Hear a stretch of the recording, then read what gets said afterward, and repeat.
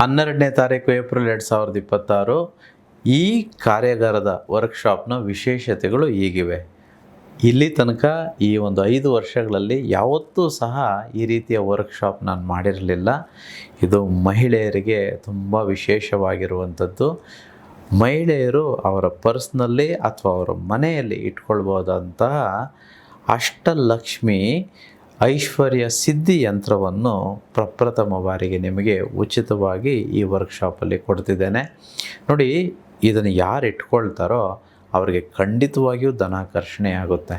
Provided ಇದೇನು ಮಾಡಬೇಕು, ನಾನು ವರ್ಕ್ಶಾಪಲ್ಲಿ ಏನು ಹೇಳ್ಕೊಡ್ತೀನೋ ಆ ಒಂದು ಲಕ್ಷ್ಮಿ ಕ್ರಿಯೆಗಳನ್ನು ನೀವು ಮಾಡಿದಾಗ ಮಾತ್ರ.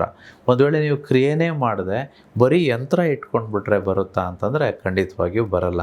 ಬಟ್ ಯಂತ್ರ ಇಟ್ಕೊಂಡು ನಾವು ಕ್ರಿಯೆ ಮಾಡಿದ್ವಿ ಅನ್ನೋದಾದರೆ 100% ದುಡ್ಡು ಬಂದೇ ಬರುತ್ತೆ, ಗೊತ್ತಿರಲಿ.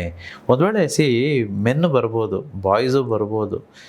ಬಟ್ ಅವರು ಬಂದರೆ ಈ ಧನಾಕರ್ಷಣೆಯ ಒಂದು ಯಂತ್ರ ಏನಿದೆಯೋ ಅಷ್ಟಲಕ್ಷ್ಮಿ ಐಶ್ವರ್ಯ ಸಿದ್ಧಿ ಯಂತ್ರ, ಇದನ್ನು ನಿಮ್ಮ ಮನೆಯಲ್ಲಿರುವ ಹೆಣ್ಮಕ್ಳಿಗೆ ಕೊಡಬೇಕು. ತಾಯಿ ಆದರೆ ತಾಯಿ, ಹೆಂಡತಿ ಆದರೆ ಹೆಂಡತಿ, ಮಕ್ಕಳಾದರೆ ಮಕ್ಕಳು ಗೊತ್ತಿರಲಿ.